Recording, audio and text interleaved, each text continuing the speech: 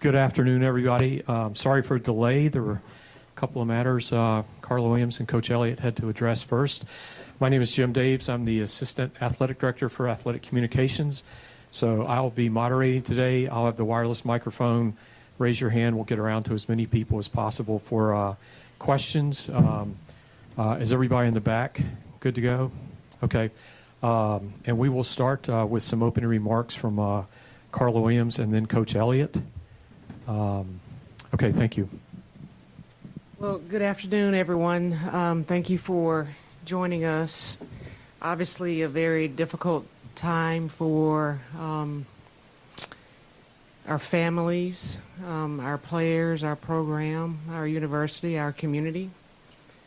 I do want to start by thanking some people who have supported us through this difficult time.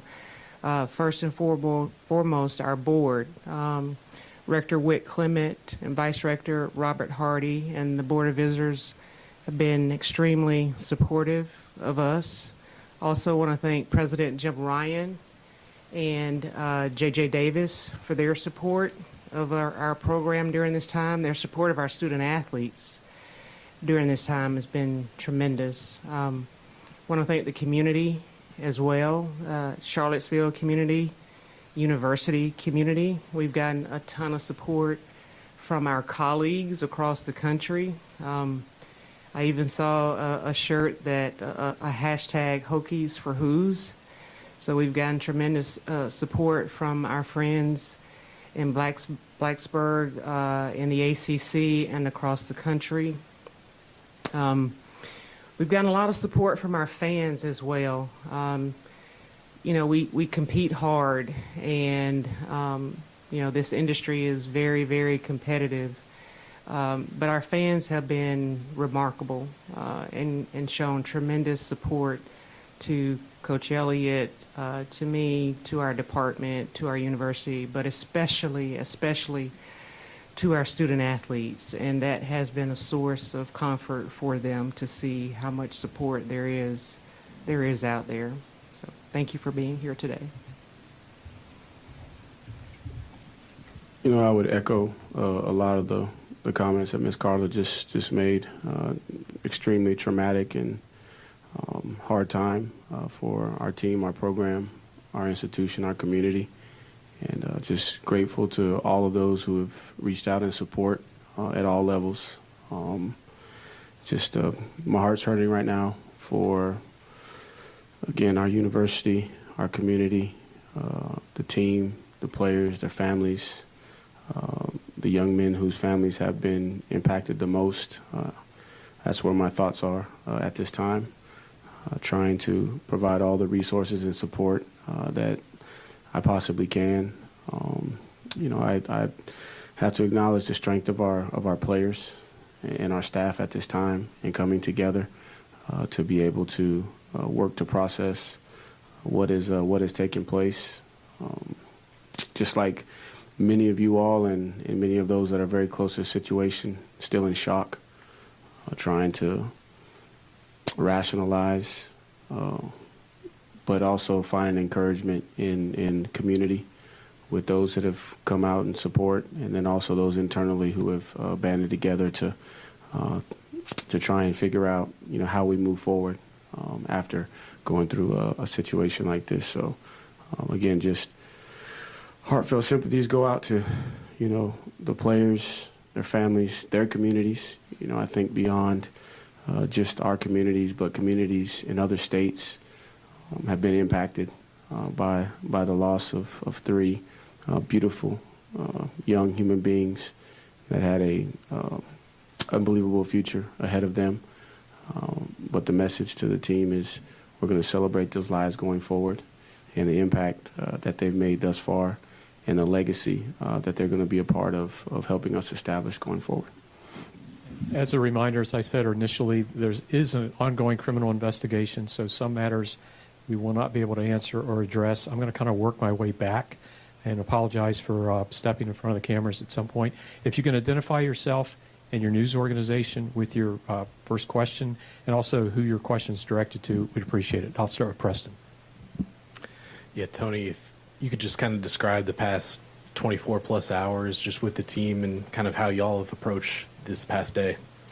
Yeah, feels like it's a nightmare, to be honest with you. And I'm ready for somebody to pinch me and wake me up and say that this didn't happen. It's been I don't even know how long it's been since it happened. It's been and the minutes can't go by fast enough. The approach with the team is, once we were given the clear to communicate, we immediately got the team together and just started the process of grieving together and fellowshipping and trying to make sure that nobody was isolated, that everybody was together, pooled all the resources that we could from a counseling standpoint to give these young men the support that they need. The first meeting was really, really tough. Really, really, really tough. Today was much better. We were able to transition from the pain to finding a little bit of joy in celebrating the lives of Lavelle, Deshaun, and Devin. And so today started probably how the last 2 days have started, but it ended a lot better. And I think, the guys are on the road to healing, but it's going to take some time. And our approach is to keep them together as much as we possibly can, to make sure we have eyes on them, because nothing can prepare you for this situation, and we just want to be there to support the guys. And so we're slowly trying to process and move forward, but we're looking for the positive and keeping, close reins on each other so we can grieve together. Jackie from 24/7. Carla, what kind of steps for counseling, like, Elliott just touched on, what can you guys been doing for these student athletes moving forward? So fortunately, we have 3 in-house psychologists for our athletics department, and our lead sports psychologist once worked with the university, and so he's got great connections with the university. So in our first meeting with the student athletes, we had a lot of counselors on hand that were there and available to work with the student athletes, and that not only our football student athletes, but all of our student athletes, we had counselors available for. Greg Medea from Daily Progress. Tony, just your memories of Lavelle, Deshaun, and Devin, and some of the maybe memories that your players shared with you today. Appreciate you asking that question. Lavelle, I've known Lavelle for a long time. Yeah, I recruited him starting his freshman year, and just to see him grow, but big smile, lights up the room. And most people would say because he's the tallest guy in the room, but just his presence. He's got a gentleness about him, but he's passionate about what he believes in. And so a lot of the stories today were just about the silly basketball arguments that they would have in debates in the locker room, and everybody knew that they could get Lavelle to kind of hunker down just by saying one thing, but the other thing that resonated is just how good of a teammate he was, and how much he loved his teammates and would do anything for his teammates. And Deshaun, I don't think many people outside of our program understand how special Deshaun was. Very, very, very artistic. Could draw, could shape pots with clay. Loved music. Very, very cultured and well-rounded. Just a great teammate, and he had a sense of humor that was one of a kind, that only Deshaun could have. And you knew immediately when somebody said something, yeah, that was Deshaun. And then you talk about Devin, man. Devin was he's what you wanted in a young person that's at this level, but he just was a big kid. Smiled all the time, loved to dance, loved to sing. Loved to compete, even though the guys revealed that he wasn't very good in video games, but he thought he was. But he loved to compete, and just the thing I remember about him is he always brought a smile to my face, because he just was happy with where he was, comfortable in his skin, and just had a very bubbly personality. Hi there, Sydney Schuler with the Daily Progress. I'm sorry for your loss, Coach, for the both of you. I just wanted to ask, how are you coping, and how have you and the other members of the football department, how have you been able to cope and lean on each other? Do you have access to those same counseling resources? I'll start, and for me, the best coping mechanism for me is the young men. Having a chance to be around them and to see them and to see their pain, to see their hurt, just inspires me to keep pushing forward every single day. There's no you prepare for this job. There's no chapter on a situation like this, and so I'm just trying to figure out step by step how to be strong for these young men, and so I'm really relying on my faith, the foundation that I have there, trying to use that to inspire me every minute of the day. Also trying to make sure that I stay empathetic to everybody and understanding that everybody's going to respond differently to this situation. And, my job is to lead in moments like this. And so I've had my moments where I've broken down and showed my emotions, and I've even had those moments in front of the team. I think it's important that we all grieve. I mean, these are outstanding young men that we don't understand why they're gone so early, and I think it's honorable that we grieve these young men, but also too we have to keep it in perspective and make sure that we take this pain that we're feeling and try to find a way to turn it into passion and motivation to go forward one day at a time.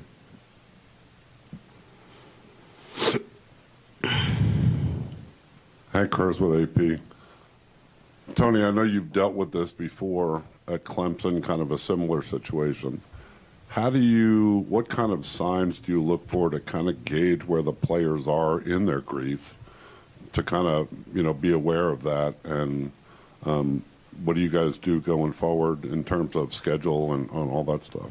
Yeah, so I think right now it's a little early to be trying to find, the signs. I think everyone is still in shock. Everyone is trying to process their emotions and figure out the proper way for them to grieve.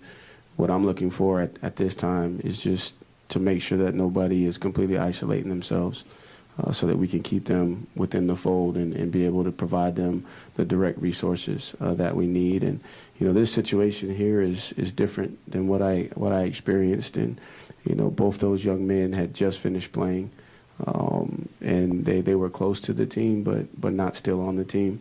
We're here. This is a very, very tragic and traumatic incident involving 3 teammates, and so.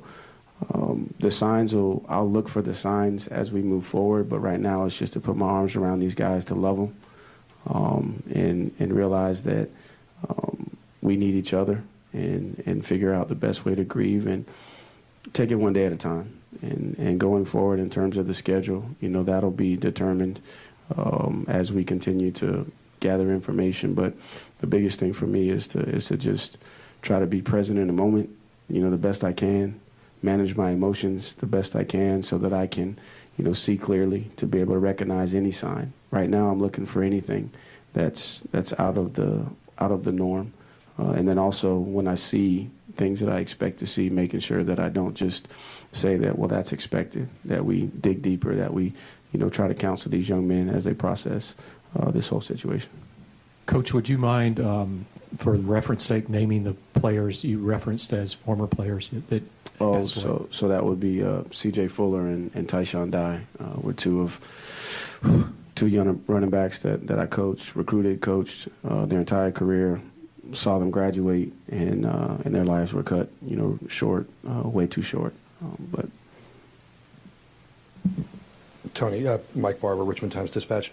I believe you were at the hospital. Do you have an update for us on Mike Hollins and his condition?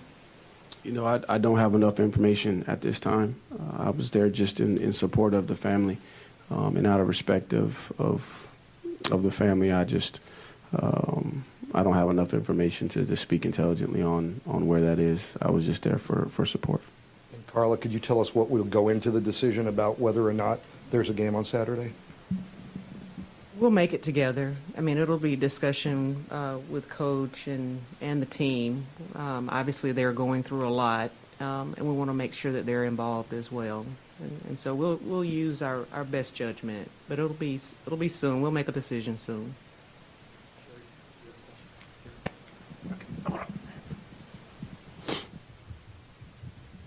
Hey, Tony, Gene Wong with the Washington Post. You mentioned, accepting the position as a coach. This is, not anything you would imagine as part of the job description. As a parent, though, and how do you address your family and about what's happened, and what do you tell them? That's tough. My wife she's right by my side, handling things well. With her upbringing, my upbringing, we've experienced some difficult situations independently and together. The tough part is my boys and my 9-year-old and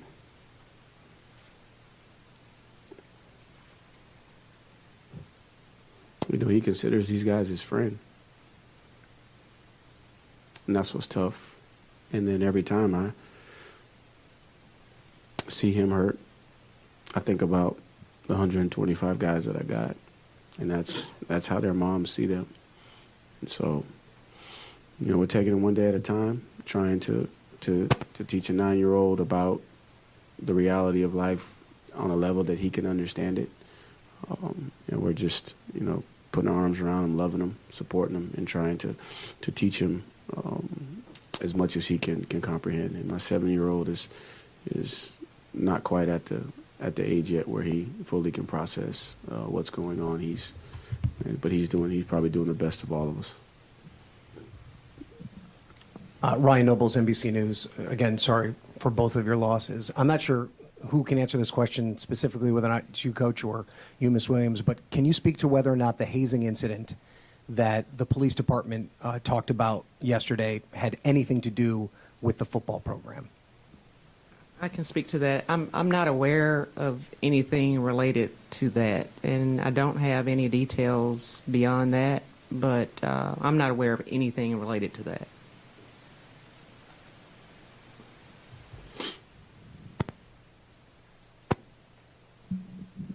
Ross Dellinger, SI. Carla, any details on what led up to this on the bus, the incident at all? No, and really anything related to the investigation, I won't be able to speak to. So sorry. One more thing, the vigil last night, the thousands of students. Curious if you guys saw videos or were there or saw pictures and what you made of that support. Yeah, and I meant to thank the students in my opening remarks. I was there and with my son and his friend. It was amazing. It was remarkable to see all of those students out there supporting their classmates like that. Was healing, quite frankly, and and there were a lot of student athletes there from different sports. There were a lot of coaches there because everyone wants to support Coach Elliott and wants to support this team. And so for this university and its students to do something like that in the face of this difficulty was really healing. Yeah, Dan Walken, USA Today. Carla, since this happened yesterday, how much internally in the athletic department have you all gone back to try to research the accused killer and what role he might have played with the football program previously? We have really focused on our players and their families, and it's so shocking that you just want to love on our players. And so that's where we have spent our energies. That's where we've spent our time, and I think that's what we need to continue to do. So we haven't done that. We haven't done what you're asking. What we've done is try to focus on the families of the players who lost their lives, who were injured, and our current players.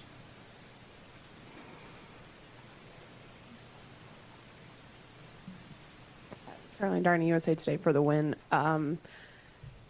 There are players that have transferred out since last year, and there are coaches that were here that coached and recruited these players. What has that process been like with regards to reaching out to? I know Bronco's in town. You know, you saw Jim Harbaugh talk about Olu. What has that process been like, trying to make sure those players are in the fold, and even Wisconsin, announcing statements about how Devin and Chandler impacted their community as well? Yeah, I think, we've heard from people everywhere. I mean, it's so tragic. And I think everyone can really place themselves in our shoes. Coaches can place themselves in Coach Elliott's shoes. Athletic directors, administrators can do the same with me. So it hasn't been a matter of us reaching out to people. People have been reaching out to us, and I think that's helpful to all of us. It's great for me to hear from my colleagues, and I think it's good for our players to hear from their friends, their peers at other schools. I've heard them talk about that as well too. So in times of adversity, you just don't want to feel alone. And so I think all of our peers across the country have recognized that and reached out. Chris Rim, New York Times. Coach, did you talk to players, or have you thought about the game at all on Saturday? I know sometimes the situations, the playing can be a form of healing for players or coaches. Is that something you would feel comfortable doing, or think your players would feel comfortable going on the field? At this point, with the sequence of events and the timing, I've just been focusing on loving these players, consoling the families, trying to make sure that there's no ripple effect with the guys on the team. Because again, this is something that nobody is prepared to deal with until you're inside of it. So, for me, the focus is not past today. I'm just trying to figure out a way to get everybody back together this evening so that we can see them again and spend some time. And then in due time, we'll collaborate on the path going forward in terms of on-the-field play.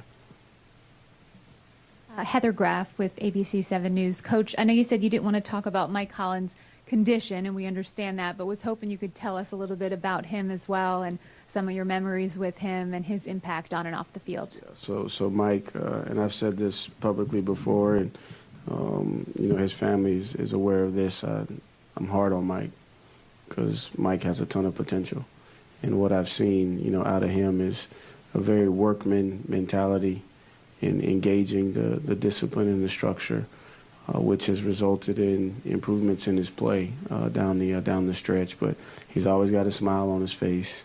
He's very inquisitive. He's one of those guys that will ask you serious questions, and he'll tilt his head to the side and say, "Hey, Coach, got a question." And but he's a guy that does what you ask him to do. He's got a big personality, and I think he's a young man that's fully invested in this institution, this program, and he's a guy that I've seen, really start to kind of come into his own from a leadership standpoint. Thank you. Evan Lambert with News Nation. Thanks for doing this, and I'm sorry. Can you give us any insight into the suspected shooter's history on the team? When did he stop playing and why? And did he ever overlap with the victims on the team? I'll take that one. What I do know is that the young man was a student beginning in 2018 and was a walk-on for one semester with our football program. And I don't believe there was no overlap, and so I don't know if there was any interaction outside of the class. Hi, Eva Serval with the Cavalier Daily. I'm just curious how students and faculty members and community members can support not just the football team, but the entire Virginia athletics community, all student athletes. We've been working with the university, in particular Robin Hadley with Student Affairs, and she's talking with student leaders about how we can honor our 3 student athletes moving forward and support the team. We've had several meetings with the university in this regard, so we'll continue to do those. But working through, as a student, working through the student leadership groups, that's where we're getting some information, some feedback from those groups as to how we can support the team moving forward. Carla, do you want to give an update on our other athletic teams this week? So the only athletic event that we canceled was the men's basketball game last night, and we'll continue on with our normal schedule for the rest of our teams competing this week, several in postseason. Faith Abube, ABC News. My condolences to you both, Ms. Williams and Coach, as your team and your players are trying to deal with their grief and process everything. Are they coming to you with questions? What are they asking, and what are they finding hard to process? I'd say the biggest questions right now are how are the families of their deceased teammates?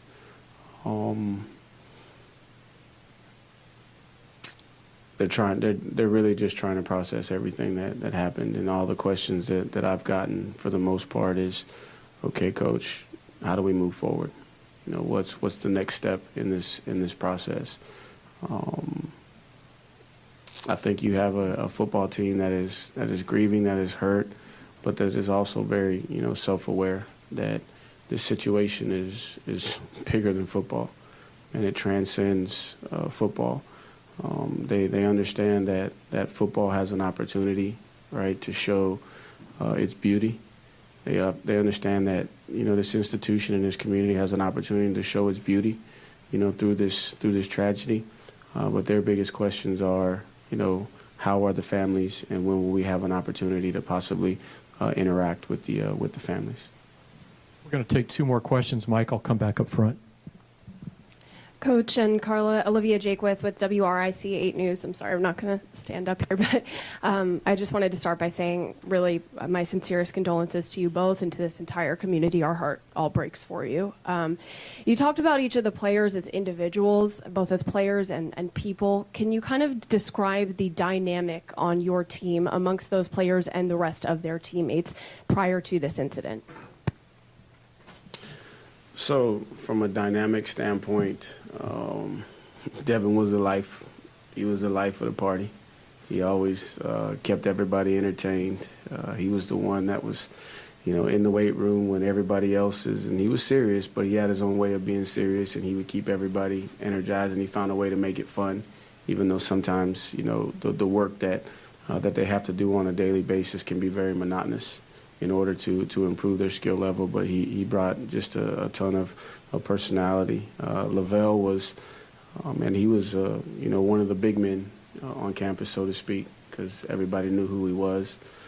But he always, found a way to keep them entertained. But he also set the standard for what it's supposed to look like to work, in the way that he practiced, the way that he prepared, and then all the things that he did when the coaches may not have been present, that his teammates saw.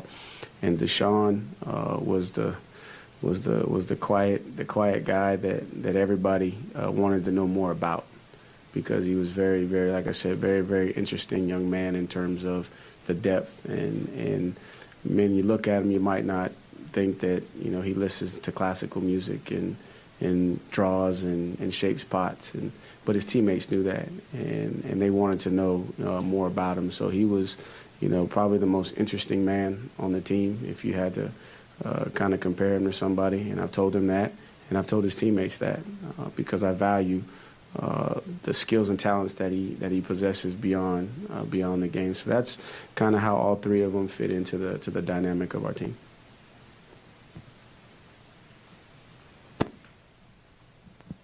Tony, I understand there's a lot of logistical issues in this question, but if you've thought, Mike Barber from the Richmond Times-Dispatch, if you've thought about, do you want to take the team to these players' funerals? And Carla, if you could speak to what the NCAA rules are in regards to transportation paying for that kind of a trip. There are a ton of logistics associated with what you just asked, and my initial thoughts are to be sensitive of whatever the young men desire to do as it relates to their teammates. And per Carla's response from an NCAA standpoint, I won't stand in the way from that because, again, this is way bigger than football. This is a life situation here. And so I haven't given much thought beyond, okay, we don't even know those details at this time. So, but my initial thought is to support them in whatever they decide that they want to do and support the families, because, again, not only is this community impacted, but I think about the community in North Carolina, the community in Florida, and the community in South Carolina that are impacted by this tragic event. The rules are permissive, so we'll do whatever it takes that helps our players heal and support the families of our 3 players. Tony, one piece of information. Chief Longo told us yesterday there were about 25 people on that bus on that trip. Were any of your other players on there who weren't injured, but were they on that bus on that trip? Hey, Mike, I'll answer that by saying that's something we feel is involved with the investigation, so we won't cover that at this time. I want to thank everybody. Carla and Tony both have to get back to matters with the team and the family, so we were going to try to go about 30 minutes, and we're right at that. So thank you for your participation today. And we do have a workroom back here. If anybody needs a little workspace, we're happy to accommodate. And let us know if there's anything else we could do. We will have a transcript from ASAP that we'll email out to everybody very shortly.